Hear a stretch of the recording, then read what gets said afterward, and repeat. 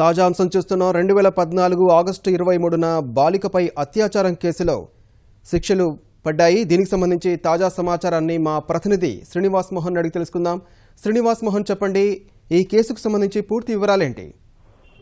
జిలాని విజయవాడలో 2014 ఆగస్టు 23న బాలికలపై అఘాయిత్యానికి సంబంధించి కేసులో విజయవాడ ప్రత్యేక న్యాయస్థానం కొద్దిసేపటి క్రితం తీర్పులను ఖరారు చేసింది. ప్రత్యేక న్యాయస్థానం న్యాయమూర్తి జస్టిస్ గిరిధర్ సంబంధించినటువంటి తీర్పులు ఇవ్వడం జరిగింది.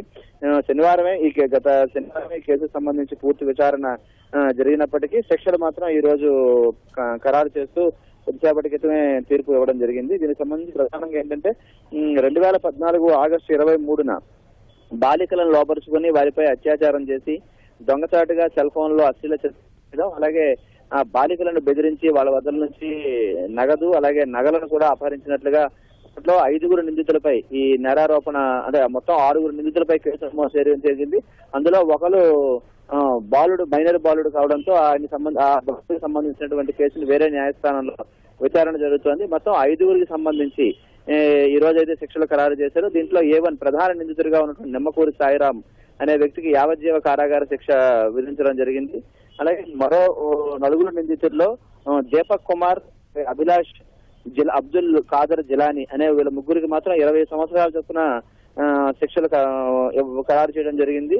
అలాగే దుర్గాప్రసాద్ అనేటువంటి మోతల దుర్గాప్రసాద్ అనే మరో నిందితునికి కూడా 3 సంవత్సరాల జైలు శిక్ష, 10,000 రూపాయల జరిమానా విధిస్తూ న్యాయమూర్తి తీర్పు చెప్పడం జరిగింది. అంటే దీనికి సంబంధించి ఈ శిక్షలు పడ్డ వాళ్ళంతా స్నేహితులు, మిత్రులు, ఒకరికి పరిచయమైనటువంటి బాలికని మరొకరు మిత్రులు తీసుకురావడం, సామూహికంగా అత్యాచారానికి పాల్పడడం, వాళ్ళని బెదిరించి వాళ్ళ వద్ద ఉన్నటువంటి నగలు అలాగే ఆభరణాలు తీసుకున్నట్లుగా వీళ్ళపై కేసులు నమోదయ్యాయి. ఈ అంశం చాలా రోజుల పాటు గోప్యంగా ఉన్నప్పటికీ ఒక బాలిక సంబంధించి ఇంట్లో డబ్బులు, బంగారం వస్తువులు కనిపించకపోవడంతో ఆమె తల్లికి అనుమానం వచ్చి కుమార్తెను గట్టిగా ప్రశ్నించిన నేపథ్యంలో అసలు విషయం బయటపడింది. ఈ కేసులో కూడా మరో 7 వరకు సంబంధించినటువంటి ప్రమేయం కూడా ఉన్నట్లుగా అభియోగాలు ఉన్నప్పటికీ అప్పటి కేసు విచారణ జరిపినటువంటి విచారణ అధికారి వాళ్ళకి సంబంధించిన వారిపై కూడా కేసులు నమోదు చేయకపోవడాన్ని న్యాయమూర్తి ప్రశ్నించింది. అలాగే ఈ కేసు సంబంధించి మధ్యవర్తులుగా అలాగే కేసు సంబంధించి వచ్చిన వాళ్ళలో కూడా ఒక 100 మంది వివిధ కేసుల్లో కూడా వాళ్ళు విచారణలో కూడా ఉన్నారు. కాబట్టి ఇలాంటి విషయంలో జాగ్రత్తలు తీసుకోవాలి అని కూడా పబ్లిక్ ప్రాసిక్యూటర్ ని న్యాయమూర్తి సూచించడం జరిగింది. మొత్తంగా విజయవాడలో 2 ఏళ్ల క్రితం సంచలనం సృష్టించిన ఈ కేసుకు సంబంధించి ఈ రోజు న్యాయమూర్తి తీర్పు వెల్లడించడంతో ఈ అంశంపై మళ్ళీ చర్చలు జరుగుతున్నాయి. అలాగే దీనికి సంబంధించి 6 యువకుల్లో 5 శిక్షలు కట్టాయి. మరో వ్యక్తి బాల నేరస్తుడిగా ఉన్న ఆయన సంబంధించిన విచారణ జరుగుతోంది. అప్పట్లోనే ఈ 6 యువకుల్ని అరెస్ట్ చేసి వాళ్ళ దగ్గర ఉన్నటువంటి సెల్ ఫోన్లు, బంగారం ఆభరణాలు అలాగే దృశ్యాలను చిత్రీకరించి